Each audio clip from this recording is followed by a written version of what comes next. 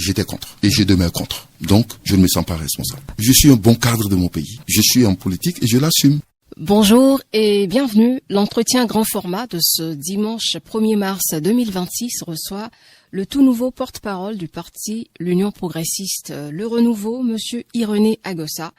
Pendant une 50aine de minutes, nous allons parler actualité politique et évoquer d'autres questions liées à l'invité du jour. Herman Oupatier à la partie technique et Franck Assaba aux images. Merci de nous suivre. Bonjour monsieur Irénée Agossa. Bonjour.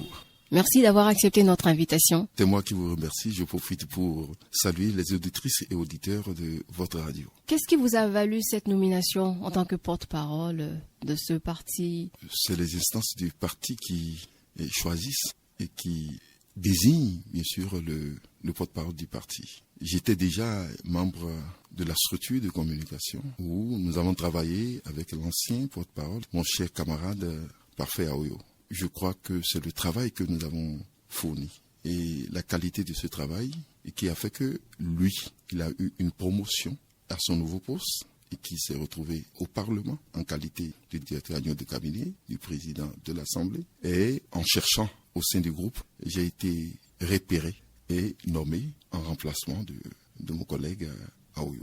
Donc, le mérite est pour tout le monde. Je n'ai pas un mérite particulier. Est-ce que c'est pas parce que vous écumez les plateaux depuis quelque temps?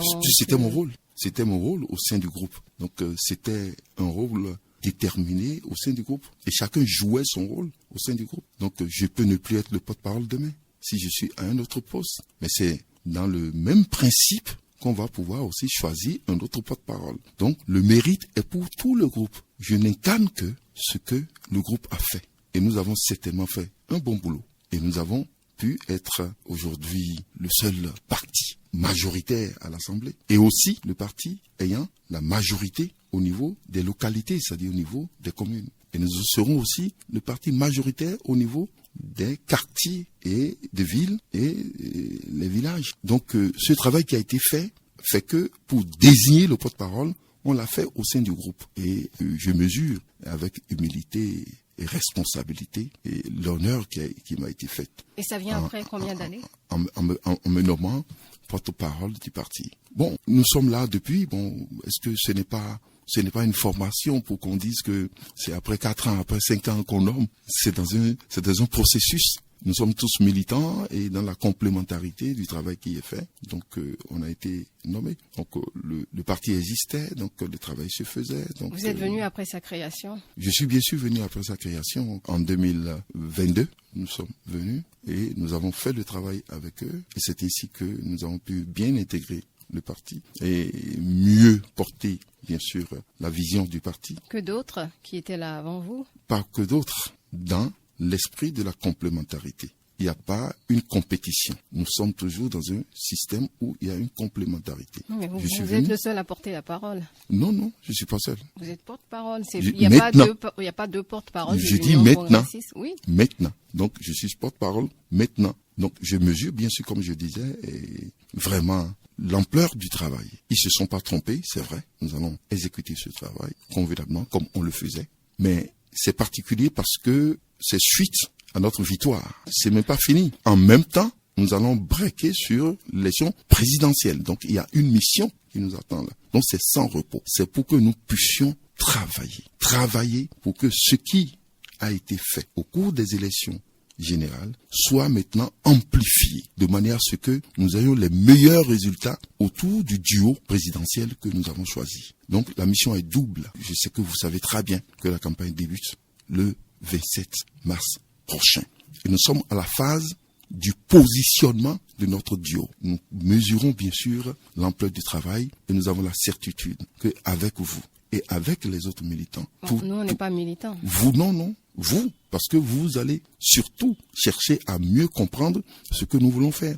Le programme du candidat, vous nous aidez à expliquer mieux ce que nous sommes en train de faire. Ça c'est votre rôle. Non, c'est vous qui nous aidez, puisque là, maintenant, qu'est-ce que vous faites? On vous donne la parole, vous me donnez, parce que vous faites l'actualité. Très bien, vous me donnez la parole. Mais on parle et pas à partir de vous, des milliers de Béninois vont comprendre ce qui se passe au sein du parti et ce que nous voulons faire autour de notre candidat. Est-ce que vous avez besoin de déployer une grosse machine parce qu'on a l'impression qu'il n'y a pas vraiment un enjeu, que on a l'impression de savoir déjà qui va s'asseoir dans le fauteuil présidentiel après le 12 avril. C'est comme si vous êtes dans une situation footballistique et que par exemple on dit que le Brésil, la plus grande nation de football, veut jouer contre le Bénin. Et pour vous, c'est que le Brésil doit gagner. C'est faux. On ne gagne jamais un match avant la fin du match. Personne ne peut nous dire que notre candidat est déjà victorieux avant les élections. C'est ne pas considérer l'électeur. C'est ne pas donner de la valeur au processus démocratique dans notre pays. Mais est-ce que vous avez l'impression qu'il y a un match? Il y a match, pourquoi pas? Il y a enjeu.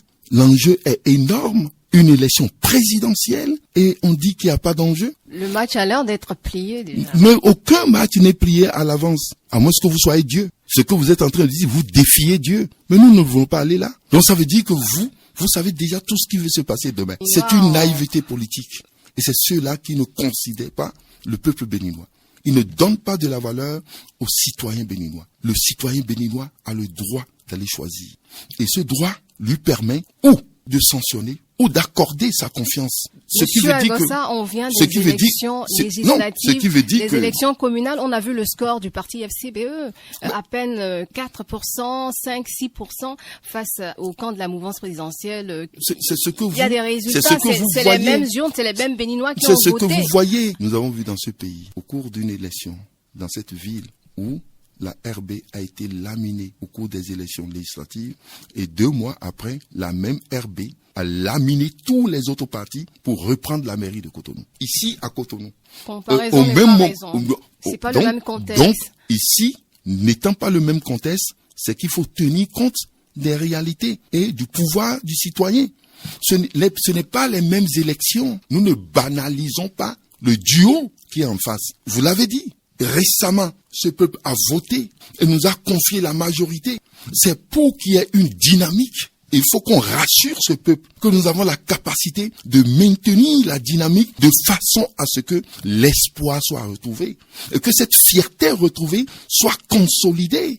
C'est un enjeu capital. Nous avons 2 camps en face. Nous avons ceux qui croient aux réformes et qui savent qu'il y a un enjeu et ceux qui ne croient pas aux réformes et qui disent qu'il n'y a pas d'enjeu. Nous avons ceux qui, en fait, banalisent les institutions, veulent un État faible et que les individus soient forts. Et en face, nous avons nous autres qui voulons des institutions fortes. Quand c'est l'enjeu. Vous avez l'impression que les institutions sont fortes aujourd'hui? Les institutions sont fortes, crédibles et fiables, respectées. Vous avez vu combien de délégations viennent ici pour savoir ce que nous faisons? Monsieur Agossa, est-ce que vous avez vu le rapport du NDI, le National Democratic Institute? Oui. Il estime que la démocratie au Bénin, il faut la renforcer, que la liberté d'expression n'est pas vraiment une réalité. Et Madame Catherine Samba Panza, ancienne présidente de la Centrafrique, qui dit qu'elle a senti la peur dans la ville. Non. Qu'est-ce que vous répondez à ça? Ça, c'est un rapport d'une mission qui a passé 5 jours au Bénin. Même aux États-Unis, si vous allez face à Donald Trump,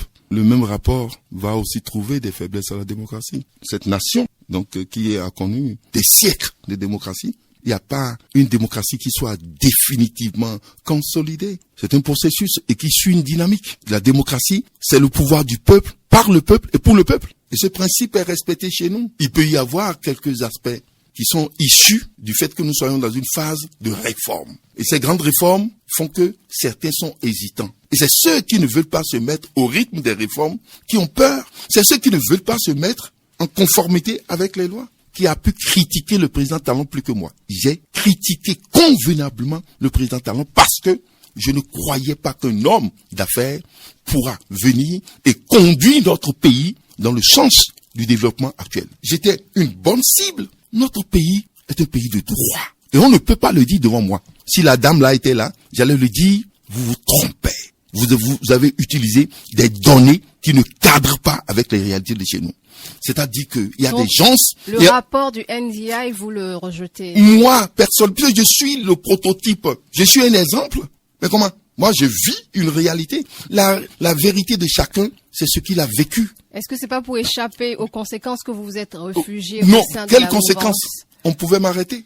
Quelles conséquences. Est-ce que c'était pas un deal? C'est depuis 2016. Donc j'ai mis le deal. J'ai mis le deal en place depuis 2016. Moi j'ai mis le deal en place depuis 2016. Donc écoutez, non, c'est pas ça. Vous êtes sûr que vous n'avez pas négocié votre arrivée? Négocier comment? Puisque ceux qui sont opposants aujourd'hui, et radicaux même, étaient des partenaires d'hier. Ils n'ont qu'à dénoncer si j'ai mal géré. Eux, ils pouvaient dénoncer, non? S'il y a un deal. Ils ont les preuves. Puisque c'était le président du parti de l'opposition qui était président et ils avaient servi sous lui. Donc il a les dossiers. Et c'est pourquoi je dis ici que notre pays est un pays de droit. Mais je comprends la peur de certains. Leur peur, c'est quoi? C'est qu'ils ne veulent pas muter. Ils ne veulent pas changer. Ils ne veulent pas se mettre au rythme du développement. Ils veulent que nous soyons toujours dans le désordre d'antan. Mais on a vu ce qui s'est passé jusqu'en 2016. Il faut l'assumer. Mais ils refusent de l'assumer, ceux-là qui ont joui de ça, au détriment du développement du pays. Ils ne veulent plus de l'assumer. Et pour se refuser, qu'est-ce qu'ils disent? Ils disent qu'ils ont peur et que la loi les empêche de parler. Vous, on vous a empêché de parler ici? Vous avez vu au Gabon? Allez-y au Niger. Allez-y au Burkina. Vous saurez si on a empêché quelqu'un. Au Gabon, il n'y a plus de réseau social. Hein. Nous ne sommes pas dans ce cas ici. La trêve annoncée pour nous, ici, instaurer même dans la Constitution, c'est pas une manière de régenter la parole, de contrôler les On a instauré quoi dans la Constitution? La trêve politique. La trêve politique, mais elle existait. On a juste noté. Vous allez voir après les élections, il y aura la trêve politique. On a juste mis dans la Constitution ce qui se faisait pour mieux gérer. C'est simple. Vous allez voir maintenant après les élections. Après l'élection législative et communale, vous avez vu, tout le monde se tait. On va faire la présidentielle. Pourquoi tout le monde doit se taire? Les gens s'occupent désormais des problèmes qui sont les leurs et espèrent désormais les résultats de la part de ceux qu'ils ont élus. Mais maintenant, c'est au quotidien que l'action se fait. Non, il y a d'autres qui s'occupent de la chamaille inutile. Il y a d'autres qui s'occupent de cette chamaille et qui détruisent. Mais on est en démocratie, on peut s'exprimer selon la chamaille inutile qui veut remettre en cause l'unité nationale et l'intégrité territoriale. Et si ceux-là persistent, il faut désormais qu'il y ait un cadre qui puisse gérer cela au-delà des rivalités politiques. C'est ça. En les empêchant de parler. Personne ne va empêcher qui que ce soit. Surtout que nous sommes dans un environnement sous-régional, instable, et un monde qui va dans une dynamique où force n'est plus à la loi. Il faut obligatoirement consolider ce que nous avons comme acquis et mettre des garde-fous pour que nous soyons tous dans la direction de la sauvegarde de l'unité nationale. Donc tout le monde d'une même voix s'exprime, c'est pas ça? Du tout. Pas de contestation. Vous pouvez contester, mais vous restez seulement dans la ligne républicaine. Alors, on va parler de cette présidentielle. À quelle étape en êtes-vous par rapport aux préparatifs de la campagne? Nous sommes à l'étape décisive. Là, vous avez vu, l'équipe de campagne a été mise sur pied. Les partis politiques s'engagent. Nous avons notre rentrée politique dimanche, toute la journée. Donc, nous avons l'équipe de la direction de campagne qui est là. Les partis vont se mettre à jour. Et qu'est-ce qui va rester? Nous allons porter les idées du duo et faire en sorte que chaque citoyen, chaque militant chez nous soit porteur de ces idées dans nos villes et dans nos campagnes. Et nous sommes à la phase du positionnement du duo, du positionnement de Wadaï. Ça va durer combien de temps? Wadaï. Ça, c'est jusqu'à la veille de la campagne. Vous avez évoqué la rentrée politique de votre parti. Comment ça va se passer?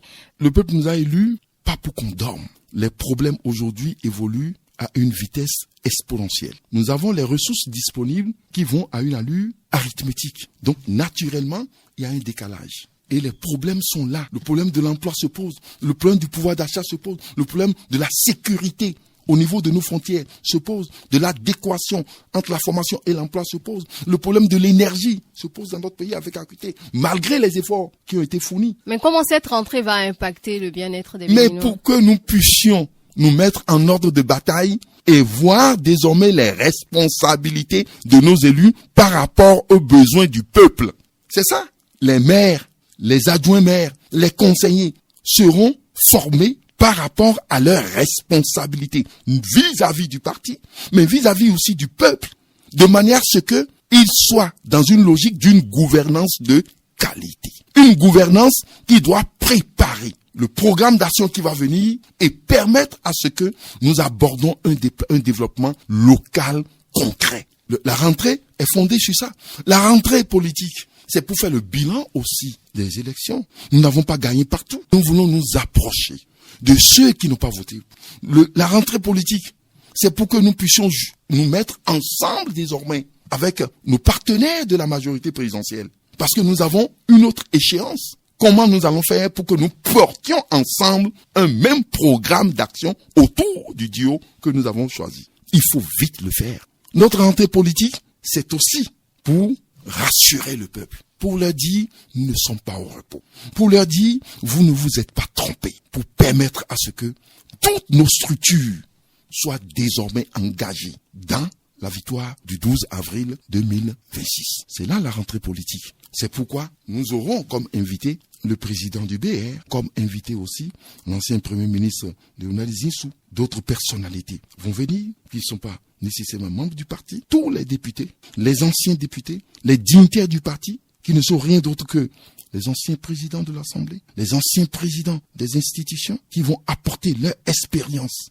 à l'analyse que nous allons faire et les solutions que nous allons trouver face aux problèmes détectés. Nous avons gagné aujourd'hui, c'est vrai, mais notre ambition, c'est l'avenir. Il faut préparer tout pour l'avenir. Il faut faire en sorte que l'espoir puisse exister et consolider nos institutions, rassurer le peuple et leur dire que nous ne sommes pas là pour qu'ils soient à notre service, mais nous sommes là désormais pour être à leur service. C'est les objectifs que nous sommes fixés pour cette rentrée politique. Après le départ des invités, les commissions, les groupes de travail vont se mettre en place. Nous allons travailler au sein de ces groupes et le rapport final serait adopté. Et le travail va commencer immédiatement parce qu'il reviendra à chaque élu et à chaque responsable du parti d'aller sur le terrain et d'aller rendre compte. Et vous qui aviez été candidat à la présidentielle en 2021, comment vous vivez une présidentielle comme ça où vous n'êtes pas à la touche en tant qu'ancien candidat? Parce que j'ai pas peur.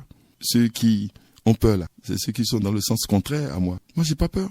J'étais président de parti, j'ai été candidat. L'exigence du groupe aujourd'hui fait de moi porte-parole. C'est cette humilité, c'est de ça qu'on a besoin pour le développement du pays. Vous étiez dans le cas adverse et en tant que challenger. Oui. Et mais dès que vous reprochez quelque chose à votre enfant, moins de 5 ans après, dès que vous reprochez des choses, côté. Vous reprochez quelque chose à votre enfant, c'est pour qu'il persiste dans l'erreur. Quand on reproche et on critique, en réalité, c'est quoi? C'est pour que la personne s'améliore. Mais est-ce qu'il y avait de la conviction derrière cette candidature en 2021? Est-ce que vous n'étiez pas une forme de faire valoir? Non, c'est vous qui voyez ça comme ça. La preuve, moi, je suis encore au travail. Moi, j'ai critiqué. Je croyais que j'étais capable de le faire.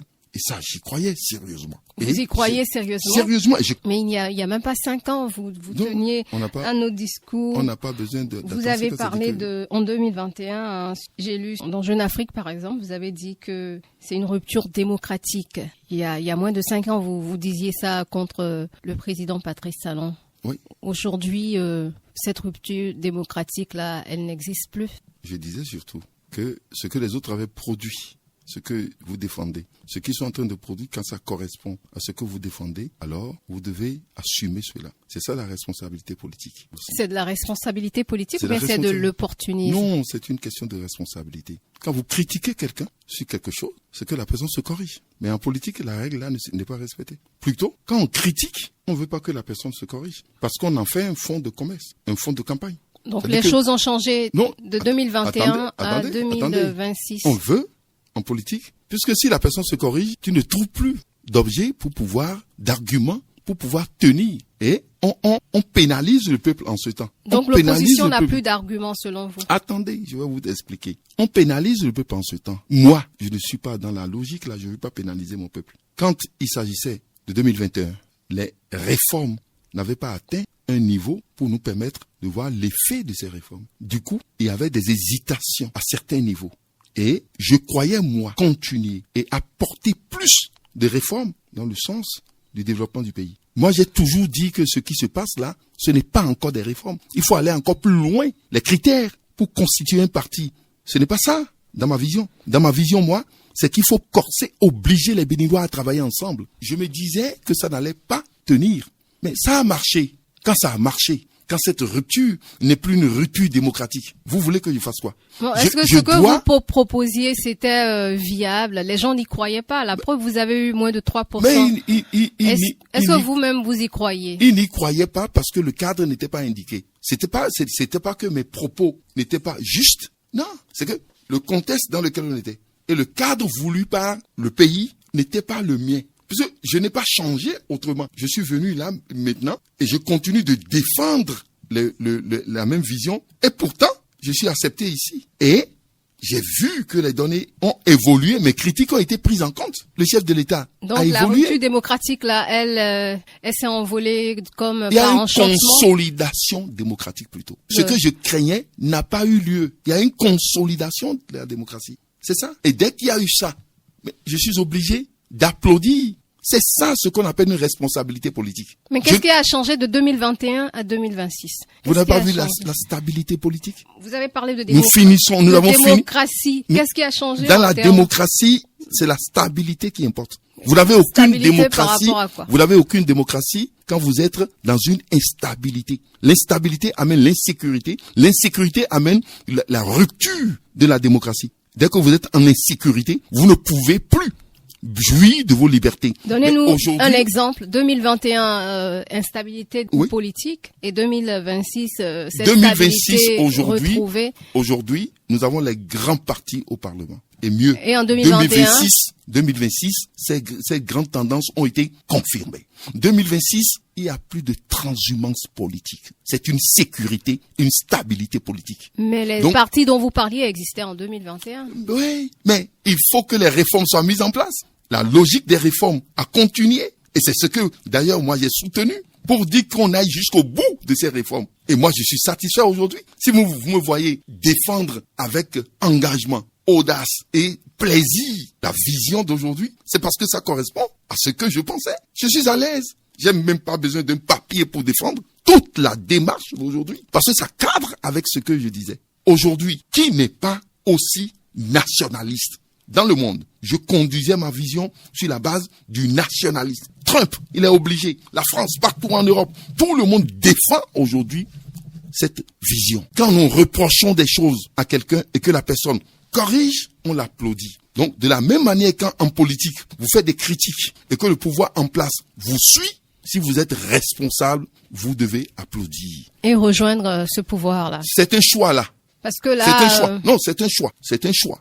Vous pouvez rejoindre comme vous pouvez ne pas rejoindre. Moi, j'ai fait le choix de rejoindre. Je l'assume.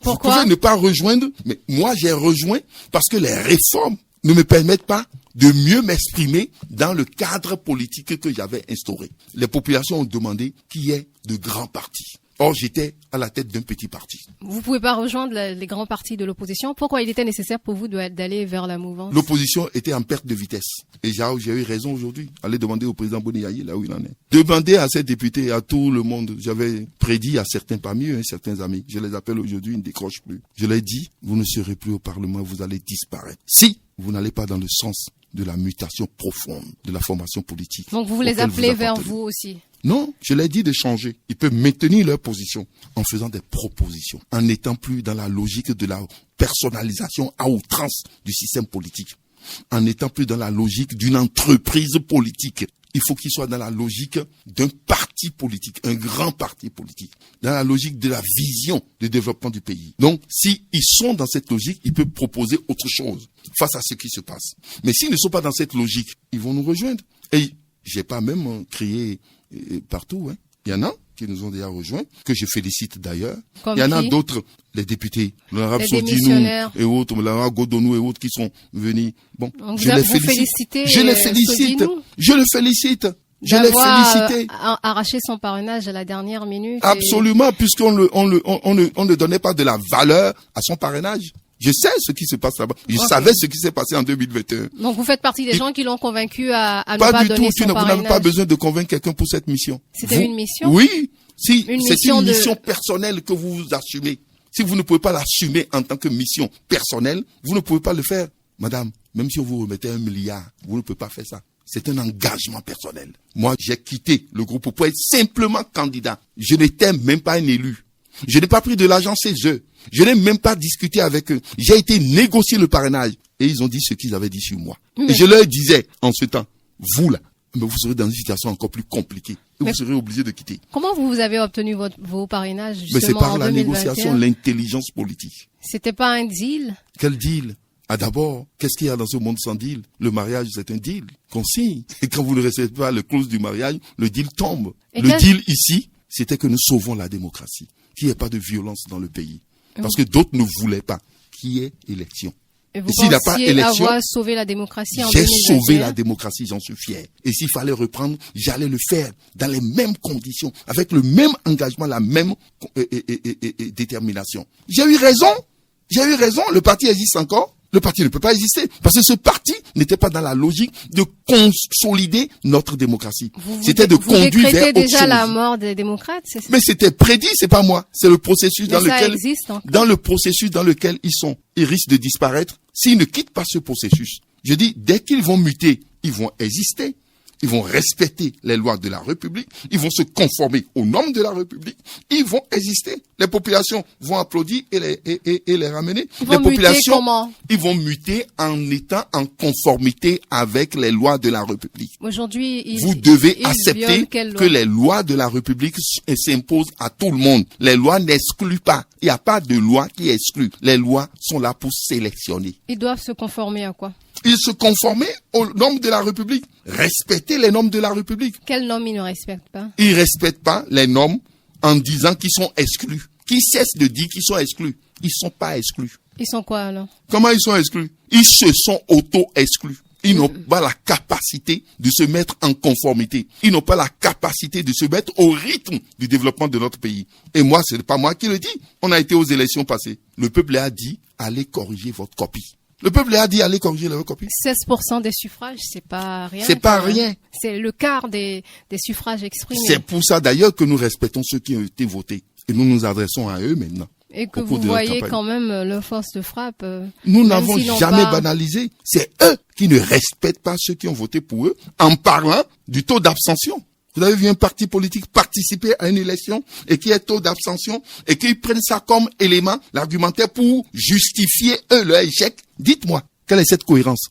Quand il y a abstention, ça concerne tous les participants. Tout le monde se dit, est-ce que l'offre politique a été acceptée? Mais chez eux, ils banalisent ceux qui ont voté et ils parlent de taux d'abstention, pour pouvoir dire que le pouvoir en place n'est pas crédible. Ils ne veulent pas assumer le fait que leur offre politique n'est plus compatible avec le besoin du peuple. Et ce disque est rayé. Les autres veulent écouter d'autres musiques. La musique qui apporte de l'emploi. La musique qui les met en sécurité. La musique qui permet à ce que le pouvoir d'achat soit élevé. Mais ça fait 10 ans que vous nous dites ça. Ouais, mais nous continuons à le faire et ça s'améliore. Tout le monde reconnaît que il y a une amélioration.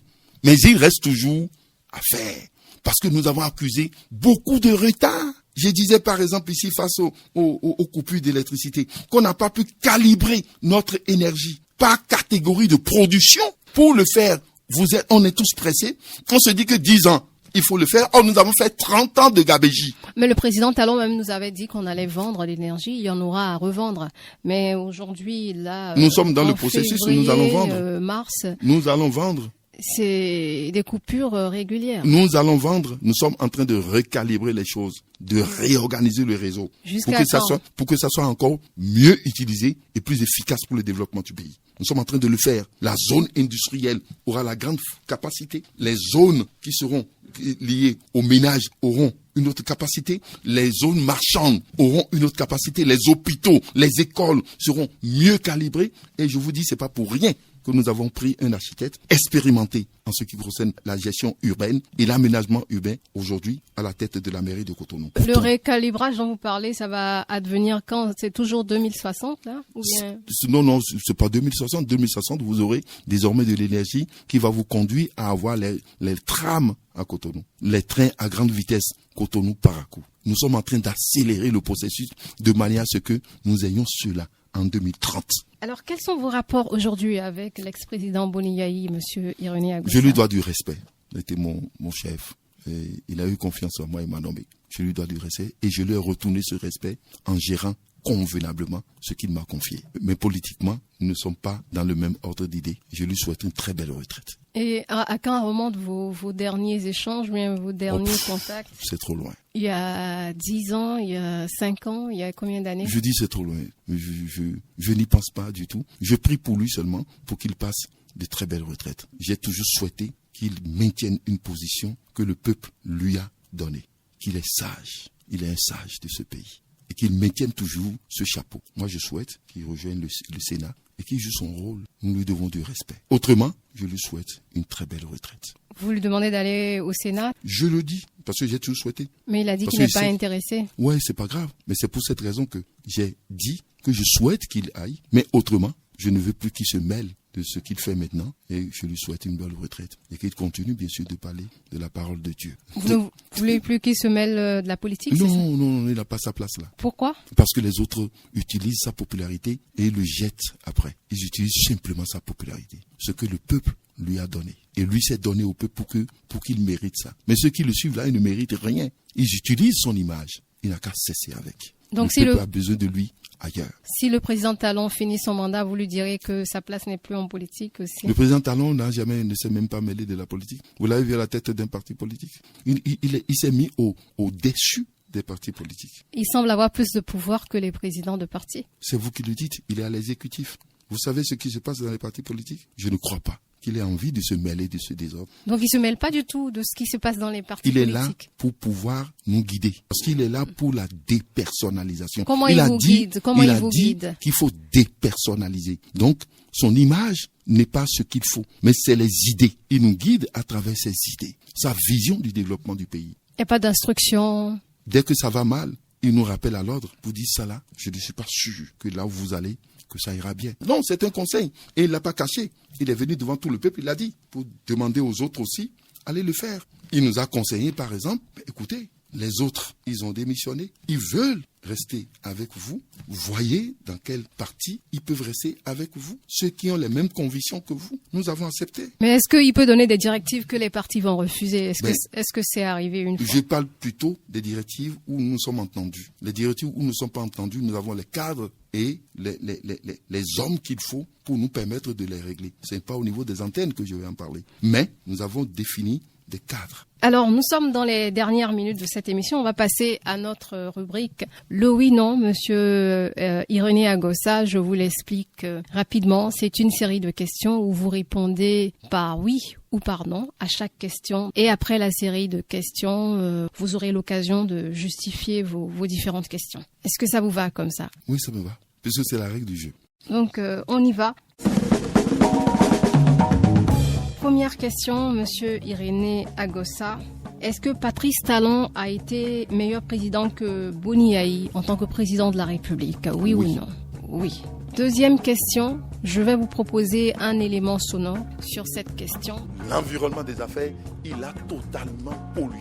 Les bonnes dames qui étaient au bord de voie, notre système d'échange traditionnel, il l'a détruit systématiquement. Et du coup, il a détruit ce que nous appelons la circulation verticale de la monnaie. Donc, il a attaqué le président du patronat qui est l'un de ses partenaires pour qu'il soit au pouvoir. Qui peut avoir désormais encore confiance à eux? Ça a dégradé l'image du monde d'affaires à l'extérieur. Du coup, il nous a donné raison que ce n'est pas son domaine. Il nous a donné raison parce qu'en fait, il fait la politique avec ruse et rage. C'était vos propos il y a environ 8 ans au micro de nos confrères de Bénin Web TV. Monsieur Irénée Agossa, est-ce que vous regrettez aujourd'hui ces déclarations? Oui, je les assume. Je ne regrette pas. Vous ne regrettez pas? Je les assume. Donc c'est non. On note non. Troisième question. Est-ce que votre duo de candidats en 2021 n'était pas une forme de faire valoir? Non. Quatrième question. Pensez-vous que les Béninois devraient faire foi aux paroles des acteurs politiques? Oui. Et dernière question. Vous sentez-vous comptable de la disparition de la Sonacop aujourd'hui? Non. Donc voilà, on a fini la série de questions. On va vous donner maintenant la parole pour répondre à ces questions. Vous avez dit oui pour la première question. On vous a demandé est-ce que Patrice Talon a été meilleur président ou est meilleur président que Boni Yayi en tant que président de la République du Bénin? Oui, d'autant plus que Patrice Talon incarne mieux l'autorité de l'État que Boni Yayi. Il a une vision claire. Il sait planifier. Il n'aime pas être surpris. Et il ne gère pas par le sentiment ni par l'émotion. Bouni-Yahi géré par les sentiments et l'émotion. Je ne réponds pas à Bouni-Yahi, mais je justifie plutôt Mais c'est une comparaison. Le fait que j'ai dit oui. Le fait que j'ai dit oui me donne seulement l'opportunité de parler de ce pourquoi j'ai dit oui. Et de dire aussi Non, ce pourquoi. Je ne m'occupe pas de l'autre. Moi, je m'occupe seulement de ce pourquoi j'ai dit oui. Si c'était une rédaction, je rédige, on m'a dit oui, mais je dis ce pourquoi j'ai dit oui. Oui, vous avez dit Patrice Talon ne gère pas avec les émotions Là, et les il faut sentiments. une autre question. Si c'est pour dire pourquoi vous dites que Yahi Boni n'est pas... Non, est-ce que ça veut dire que Je ne Bouni-Yahi comprends pas. a géré J'ai avec déjà les fait mon émotions choix. et les sentiments? J'ai déjà fait C'est mon juste choix. une question. Non, en fait, je ne veux pas répondre à ça. Le président Patrice Talon incarne mieux l'autorité de l'État. Et Bouni-Yahi ensuite- n'incarnait pas l'autorité de Ensuite, l'État? Je dis, lui, il gère pas sur la base de l'émotion ni du sentiment. Il sait planifier. Il n'aime pas être surpris. Et Patrice Talon aime ce qui est beau.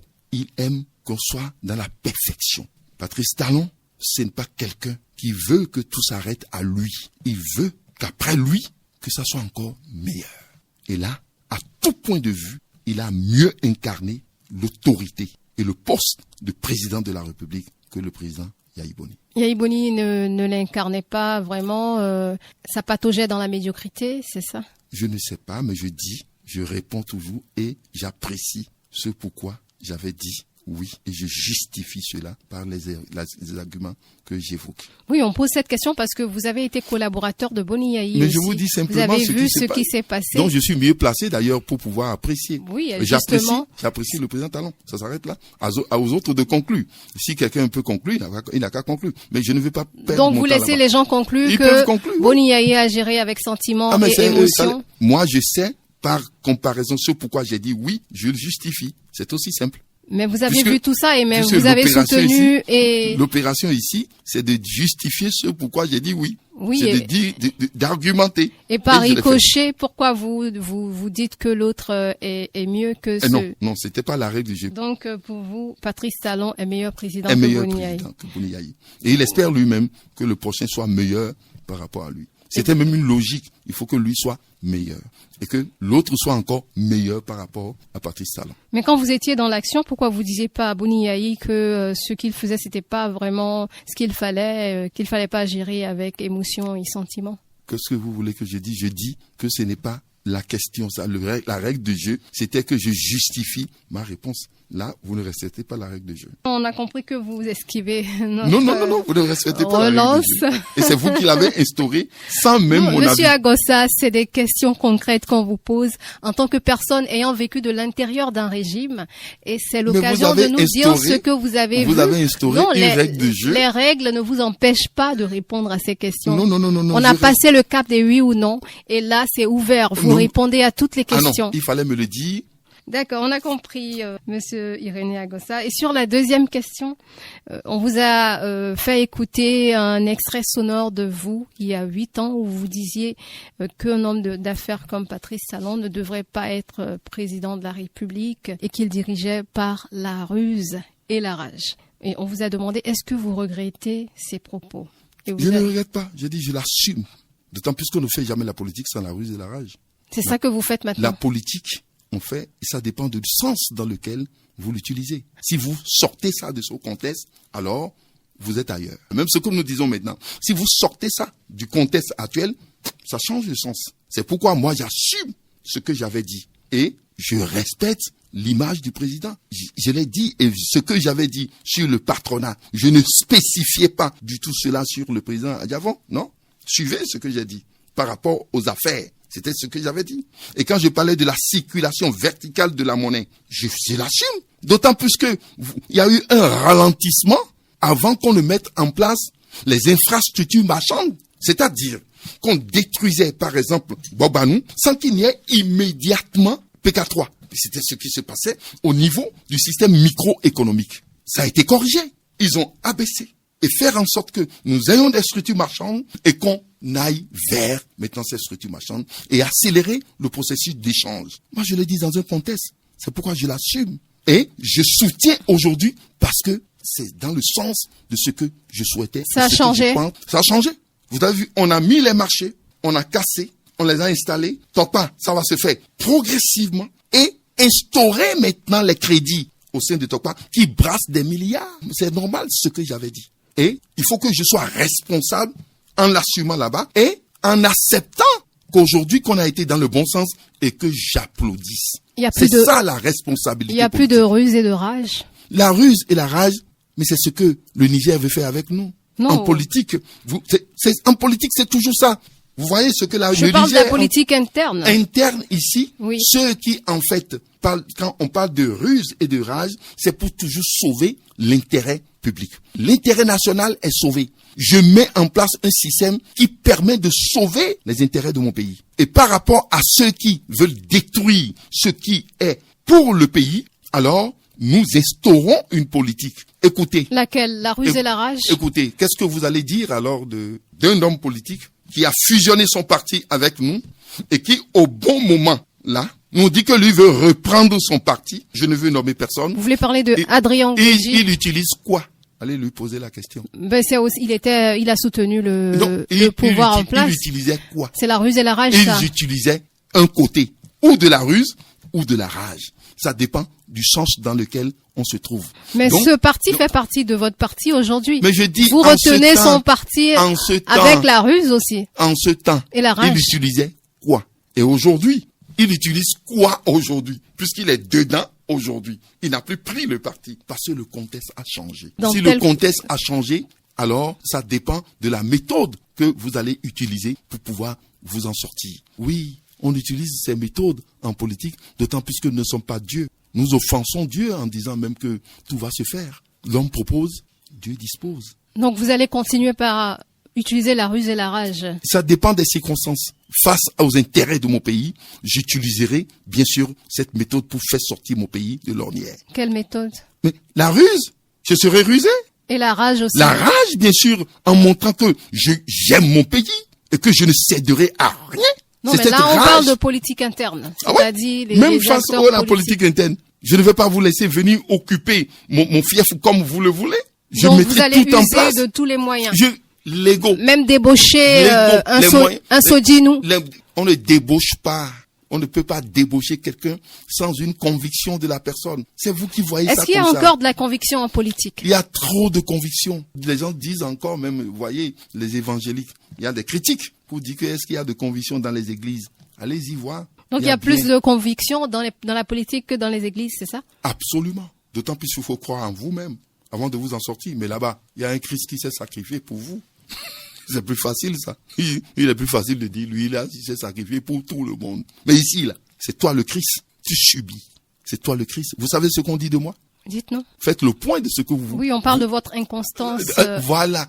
En politique. C'est le Christ, ça. Soit vous êtes dans le camp le Christ, de l'opposition le lendemain. Oh, j'ai jamais été inconstant. J'ai été toujours constant par rapport à ma vision. Vous avez posé la question par rapport à ce que j'ai dit. Vous m'avez vu dire que je l'assume pas. C'est ça la constance. Seuls les imbéciles en politique ne changent pas.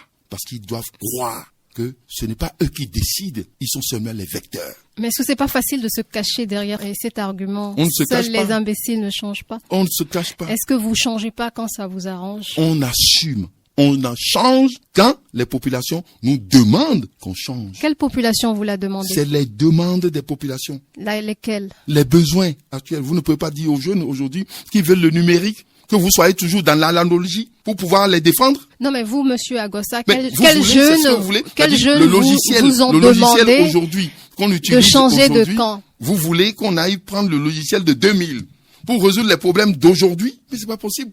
Vous n'avez pas Windows 2000 pour régler les problèmes d'aujourd'hui? Non. Mais ça va de soi que ça évolue. Nous nous mettons en phase pour pouvoir résoudre les problèmes. Vous êtes en retard, d'autres sont en retard. Ils se mettent dans les anciennes pour dire que nous, on ne va pas changer.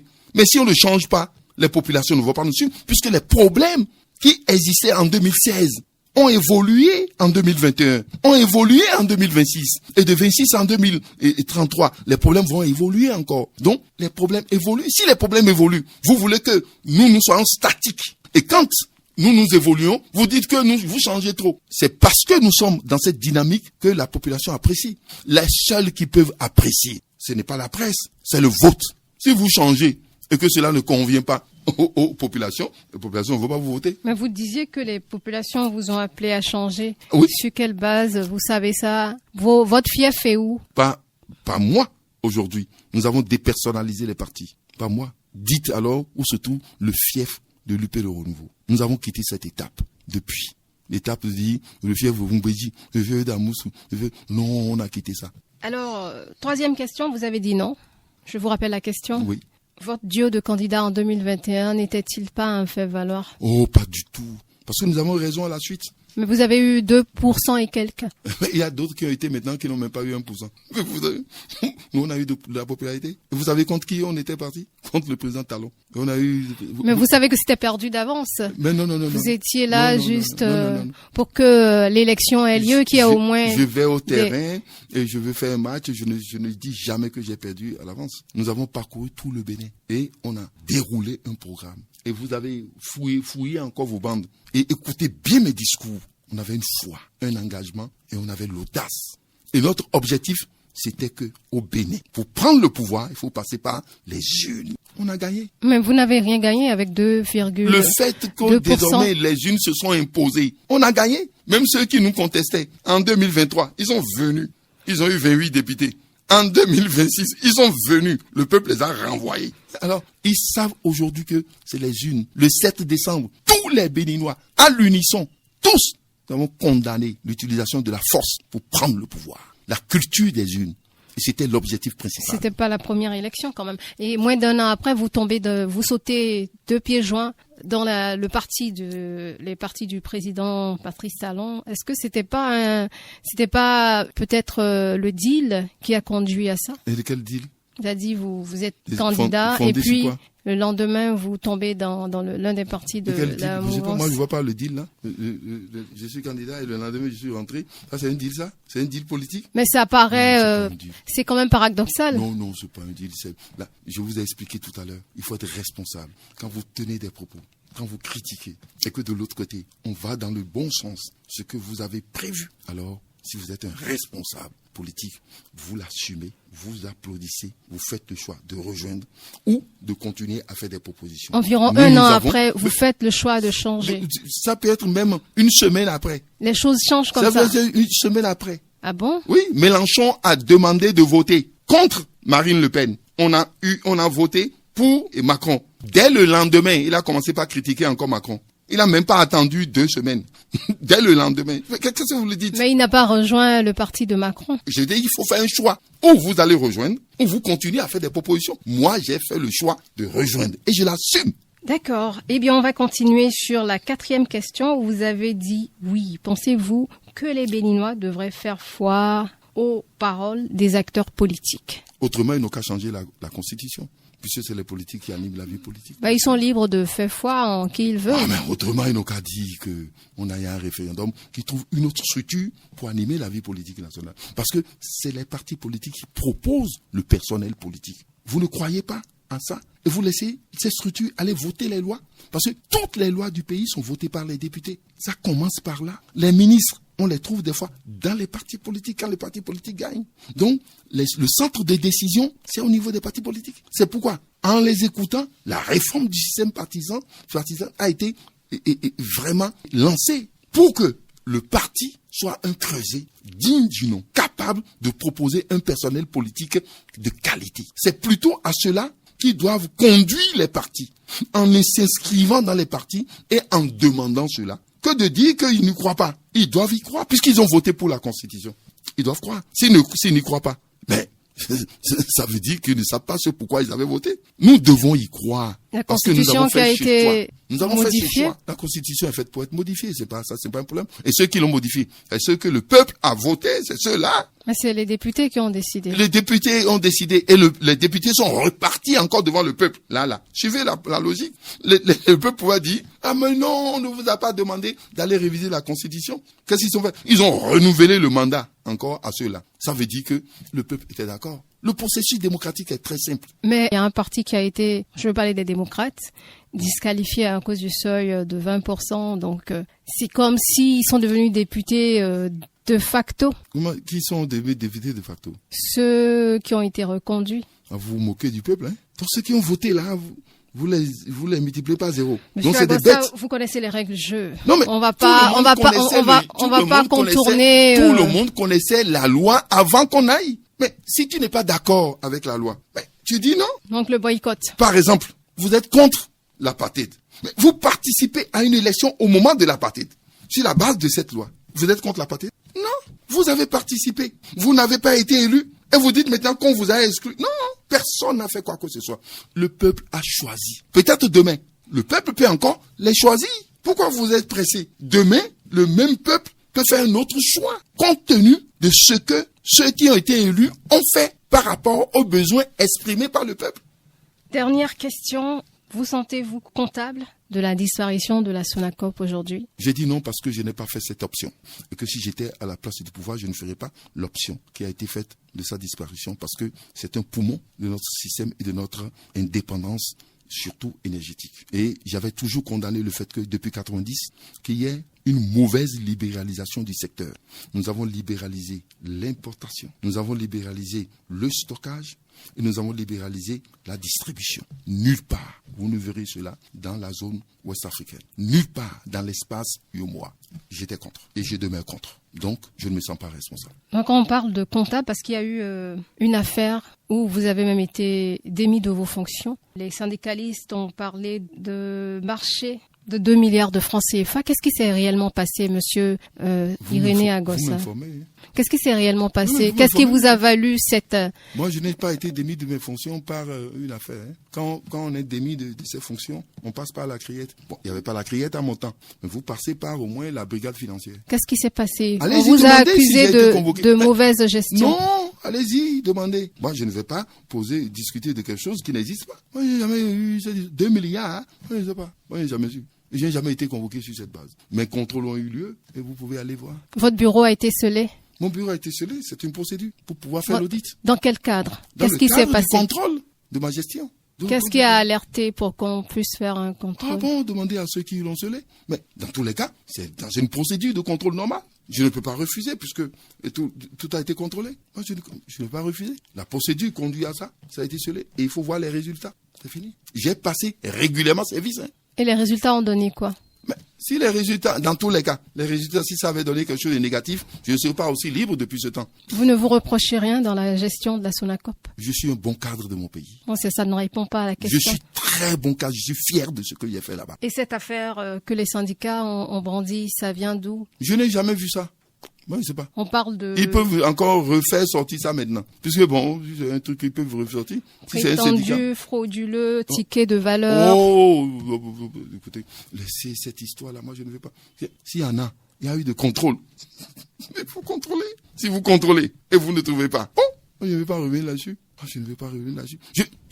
Dans tous les cas, mon bureau a été scellé. Vous savez dans quelles conditions ça veut dire? On a scellé ton bureau pour faire l'audit. C'était dû à quoi? Non, c'est dû au fait qu'ils font mieux me contrôler. Et on a jugé que ma présence allait créer des obstacles à la procédure de contrôle. Mais je n'y étais pas. Donc là, tout a été fait. Tous mes responsables qui ont travaillé sous moi, qui ont été suspendus, ont été réhabilités. J'ai eu une gestion nickel. Et pourquoi pas vous? J'ai été réhabilité et j'ai passé service. J'ai passé régulièrement service. Oui, mais vous pouviez rester. Non, mais ce n'est pas mon choix. C'est vous qui avez choisi de partir? Non, puisque je n'ai pas choisi d'arriver. On m'a nommé, non? Donc, je vois mon entreprise. On m'a nommé. Et si on me dit de partir, dans l'ordre républicain, je pars. Je suis ce qui est dit dans la République et je respecte les principes de la République. Et c'est ce qui a été fait. Vous en voulez au régime actuel d'avoir liquidé la SONACOP? Non, pas du tout. Vous avez dit que c'était une mauvaise option? Non, c'est leur option. Mais c'est pas mon option. Et je suis toujours prêt à défendre toujours cela. J'ai toujours dit... Vous défendez ce pourquoi vous n'êtes pas d'accord? Défendre toujours au niveau du Parlement qu'on ne peut pas libéraliser tout le secteur énergétique de cette manière. Non. Surtout des hydrocarbures. Je l'ai toujours défendu. C'est ma position, même au sein de mon parti. Il faut faire quoi? Il faut revoir cette forme de libéralisation dans la sous-région, chez nous. Donc, reprendre la main, nationaliser dans tous les sociétés. cas, et c'est ça qui est en train d'être fait même, avec le consortium qui a été mis en place pour pouvoir mettre un groupe en place, etc. Je pense que nous allons aboutir à un système qui fera que l'importation ne serait pas comme ça se faisait. Et je pense que c'est en train d'être réglé, pas sous la forme que moi je veux, mais sous une autre forme. Et ça finira par se faire correctement. Nous pouvons pour laisser quelques-uns aller importer, c'est une perte pour nous. Il faut que toute l'importation se fasse de manière globale pour qu'on ait des économies vraiment sur du temps et avoir de l'assurance sur nos produits. Cela est en train d'être fait et je suis sûr que c'est totalement parfait. Je n'ai plus en tête la décision du Conseil des ministres qui a consacré cela. La gestion, bien sûr, du patrimoine. Je veux parler des dépôts surtout, doit être fait autrement. La distribution peut être libéralisée. Et c'est cela que nous allons faire, parce que ça a été fait ailleurs. Et comme ça se fait comme ça, alors je vais contribuer à l'amélioration du système. C'est pourquoi je vous ai dit que dans la logique, si c'était la mienne, alors ça ne serait pas ça. Je suis en politique et je l'assume. On va revenir sur cette dernière question avant de finir l'émission. Vous reprochez rien par rapport à la gestion de la Sonacop? En quoi je peux me reprocher quelque chose? Dans ce pays où tout le monde se reproche des choses, quand tu fais bien, au moins il faut dire oui, j'ai fait bien. Moi, j'ai tellement bien fait. Je suis fier de moi et je circule librement. Je bombe le torse. J'ai bien fait. Donc les récriminations de mon pays. Les récriminations des syndicats, c'était une invention. Mais ils ont fait, syndicats ou pas, moi je n'ai même pas besoin de deux. S'ils peuvent continuer à faire ça maintenant, qui les a arrêtés? Personne. La société n'existe plus. Il faut être au moins fier de quelque chose dans sa vie. Donc vous êtes fier de la manière dont vous avez géré la Sonacop? Je vous répéterai une fois que non seulement je suis fier, j'enseigne cela désormais.